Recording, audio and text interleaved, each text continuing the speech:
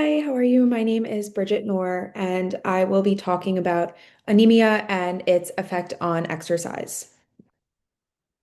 So, anemia is a blood disorder that occurs when the body does not produce enough red blood cells or you have a low red blood cell count. There are several different types of anemia. Some are inherited and some are developed over time. Four types of anemia are iron deficiency, pernicious, aplastic, and hemolytic. These are just a handful of the several that there are. They're estimated that there are over 3 million Americans that are diagnosed with some sort of anemia. So, the physiology of anemia can be explained by three main things. The first one is decreased red blood cell production. This can happen from marrow failure. This is due to the lack of essential nutrients like iron or vitamin B12, and these are necessary for making red blood cells. There are hormonal factors. The hormone erythropoietin is made by the kidneys, and this hormone stimulates red blood cell production. So, issues with the kidneys and hormonal secretions can cause this type of anemia. There is aplastic anemia where bone marrow does not create enough red blood cells. So, this would contribute to the low red blood cell count. The second way is excessive destruction of red blood cells. This happens with hemolytic anemia. This is when the red blood cells are destroyed faster than they can be replaced. There are inherited conditions like sickle cell anemia, which causes a variant form of hemoglobin in the red blood cells, causing the red blood cells to become a crescent shape. And this leads to less oxygen transport and premature destruction of the red blood cells. There is also deficiency in glucose 6 phosphate dehydrogenase. G6PD is an enzyme found in red blood cells, and deficiency of this leads to increased susceptibility to oxidative stress, which in turn damages the red blood cells. The third way is through blood loss. This is acute blood loss is through trauma or surgery or injury, and chronic blood loss would be slow ongoing bleeding such as gastrointestinal bleeds or heavy menstrual bleeding. This in turn will lead to iron deficiency and anemia. So some symptoms of anemia are jaundice, fatigue, low blood pressure, blood in the urine, dizziness, fall risk, and dyspnea. Diagnosis of anemia is done with a blood test, and in the blood test, hemoglobin levels are tested. Um, Levels less than 11 grams per deciliter for ages 2 to 4, levels less than 11.5 grams per deciliter for children ages 5 through 11, hemoglobin levels of less than 12 grams per deciliter for children 12 to 14, and levels less than 13 grams per deciliter for males 15 and older. Also, less than 12 grams per deciliter for non-pregnant females ages 15 and over. Um, with all of these in mind, that would be a diagnosis of anemia. As you can see in this graph, the age group for diagnosis of anemia is the older community. This is because anemia can develop over time with age. This is because stomach production of hydrochloric acid lessens as we age, and HCl is essential for iron absorption. Additionally, chronic conditions like heart disease, kidney disease, and cancer, which are all more likely to occur with older age, all contribute to anemia. Also, certain medications that the older population would more likely be taking are proton pump inhibitors or aspirin. These can all interfere with iron absorption, in turn causing anemia.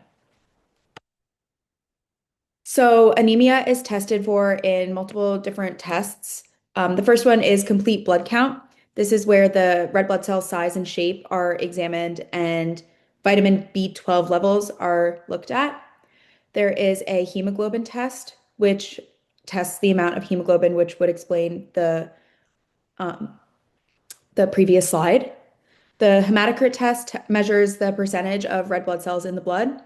The peripheral blood smear assesses red blood cell size and shape under a microscope. And reticulocyte count. Reticulocytes are immature blood cells, and this test determines if bone marrow is producing enough healthy red blood cells. So there is treatment for anemia.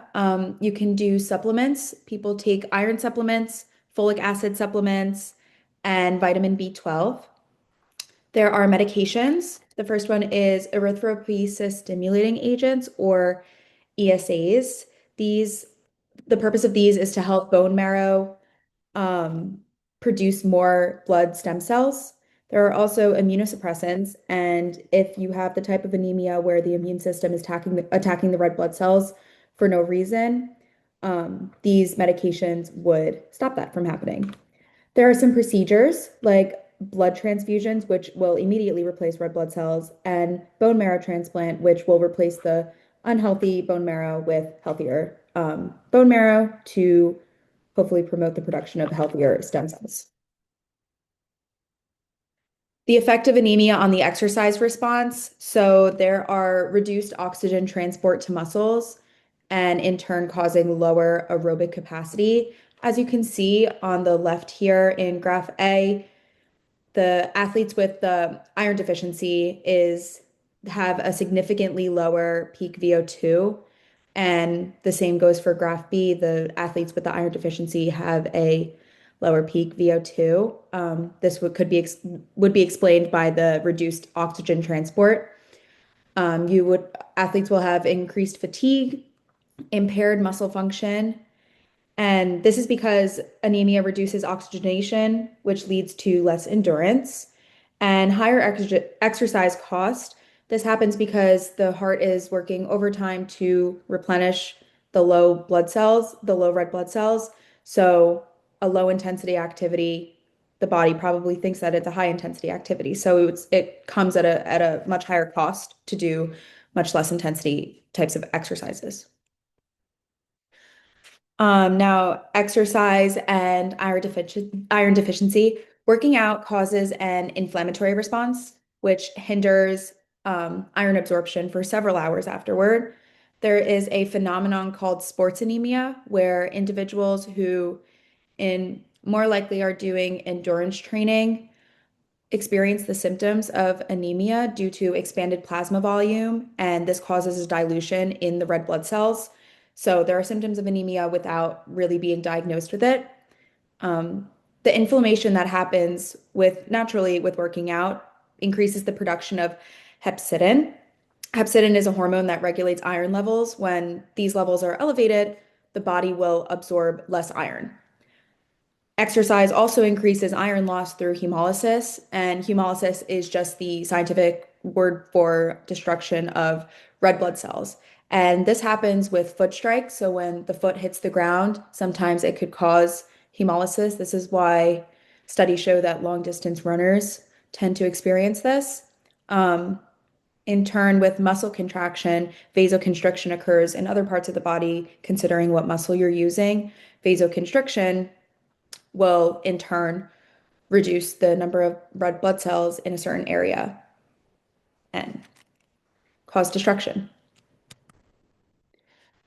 Medications for anemia and how they affect exercise. So, blood transfusions, like I said before, um, cause immediate red blood cell production. ESAs stimulate red blood cell production, and ESAs reduce fatigue as hemoglobin levels rise, in turn improving aerobic capacity. Um, the precaution to take with ESAs is since they're causing more hemoglobin to be in the blood, it then becomes a risk for blood clots during intense activity.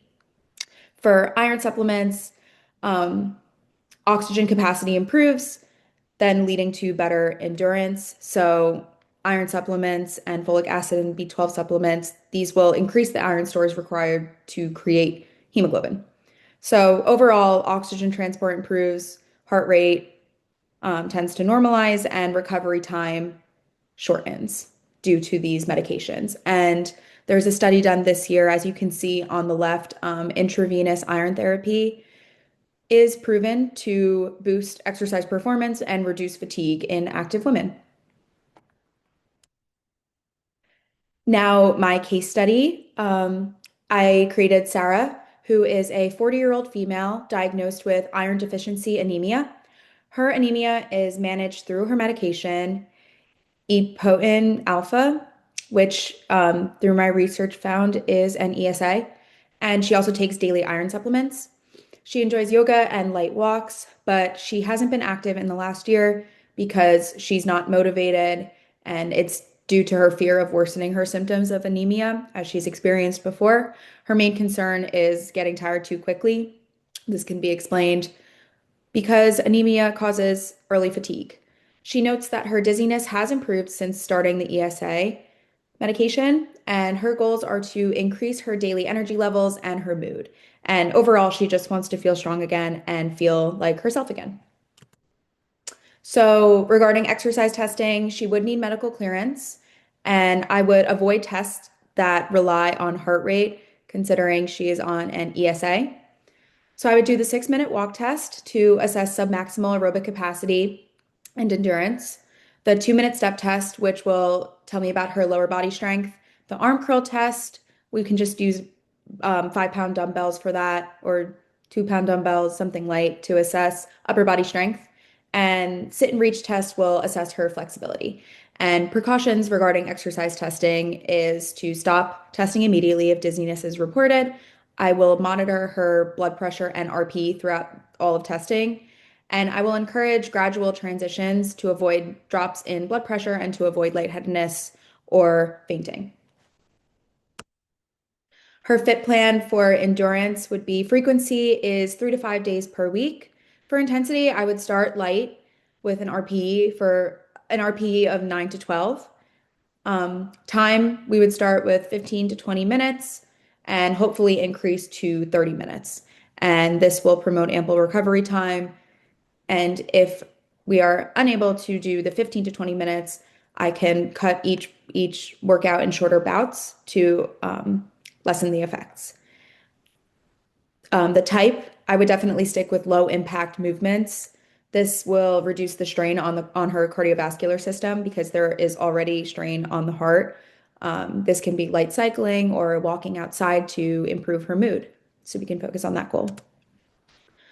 Her fit plan for resistance would be 2 to 3 non-consecutive days per week. This will allow ample recovery time. Intensity, we will keep it light to moderate with an RPE of about 10 to 13. Her type would, or volume or time, volume in regard to resistance training would be 1 to 2 sets of 8 to 12 reps, depending on the body group. And for type, I would do machines, resistance bands, or body weight exercises. I chose to do machines and avoid free weights just in case symptoms come unexpected. And if symptoms are reported, I can change to seated exercises so that we avoid injury. Her fit plan for flexibility would be 2 to 3 days per week. Intensity would be stretching to mild tension but not pain. And she would hold each stretch for 15 to 30 seconds. And the type would be yoga or static and dynamic stretches. I chose yoga because she mentioned that she liked yoga. And I will try to avoid doing inverted movements because these can sometimes cause lightheadedness or dizziness, and we want to avoid that because that comes with anemia. Some precautions I would take is using RPE to measure intensity instead of using heart rate. As I mentioned, heart rate would not be a reliable test considering the ESA medication.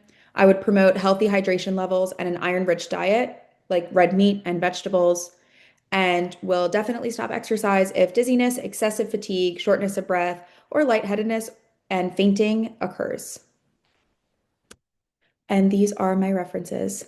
Thank you so much.